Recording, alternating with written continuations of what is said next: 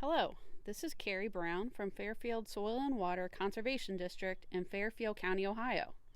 I am here today with David Haig of Coyote Run.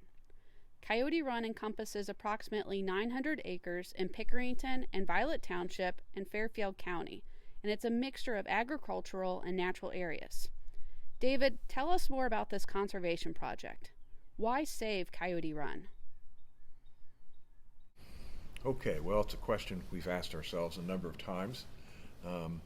Goes back to each of us has an idea what nature is, and that's probably as kids visiting a park or seeing something interesting in nature.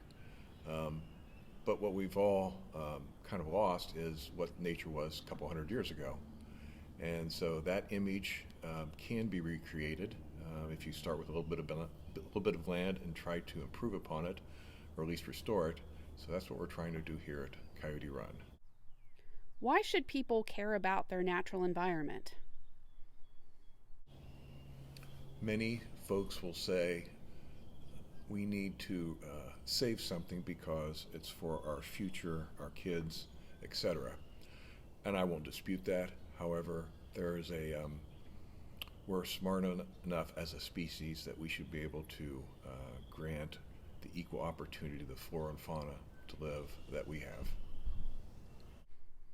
What types of habitat does your land offer, and what wildlife species might be found there?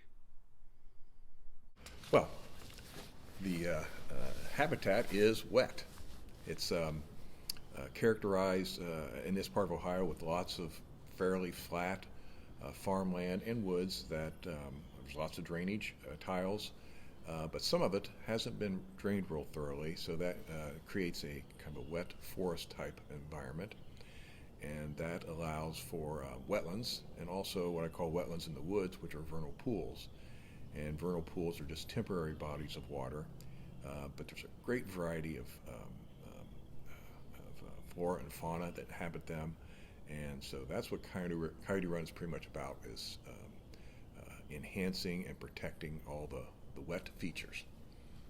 Spring's a fun time of the year. I used to hate February Ohio winter because of the cold and the ice, but that's when things really get moving around here. Even before the snow's off or the ice is off, a variety of organisms, in particular the one we watch most is salamanders. There's a whole a group of salamanders called mole salamanders that live in the woods and pop up in the spring. And so we watch for this event because it's very fleeting. It only lasts as long enough as the breeding period gets done, and then they go back to their homes in the woods. So it's a fun time to be out at Coyote Run. I'm sure COVID restrictions have impacted your ability to provide public programming. What types of events have you offered in the past and you plan to offer once again in the future? Well, we've done things as diverse as vernal pool exploration, which is fun in the spring, but each season has something going on. For instance, the heat of summer is a great time to watch for dragonflies and damselflies, so we've got the proverbial nets and ran around the fields catching them to see what we could catch. Wildflowers is another good public event. We've had celestial events. People come out and just see what's up in the sky. And mothing is very popular. We've had those events, which is kind of fun to do in the evening.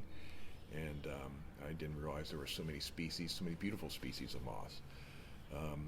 We've had bat events where people come out to watch for bats, and we watch for signatures on acoustical equipment. And then, of course, there's just tree ID and just walking through the woods to see what's what. Are there volunteer opportunities at Coyote Run for folks who would like to get involved? Sure are. Like every place else, invasive species are a problem. So we spend a great deal of time trying to not only restore the property, but to getting rid of invasive species. And they're the common ones everybody knows. So we look for volunteers to help us push back on the bad guys in nature.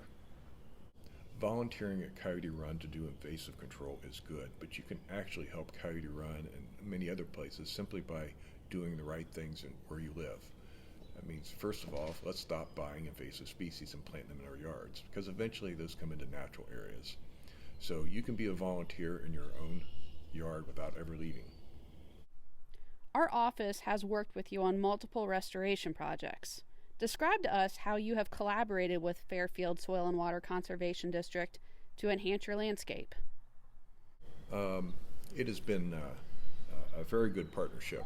From day one, we worked with Soil and Water and to help us identify invasive species, but also to help create and enhance wetlands. And to this day, we continue to work with them. It's been a very good relationship.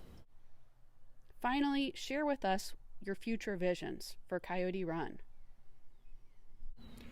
Coyote Run has the potential to create enough biodiversity by size to make it into a natural entity that can last 500 years. That's our goal. None of us will be around then, but nature will be around, and perhaps our distant relatives will look back and say, I'm glad some people did some things to help save it. So Coyote Run is here to stay, hopefully here to stay in a natural environment and not just impacted by humans. Thank you so much, David, for taking time to share this special place with us. Thank you.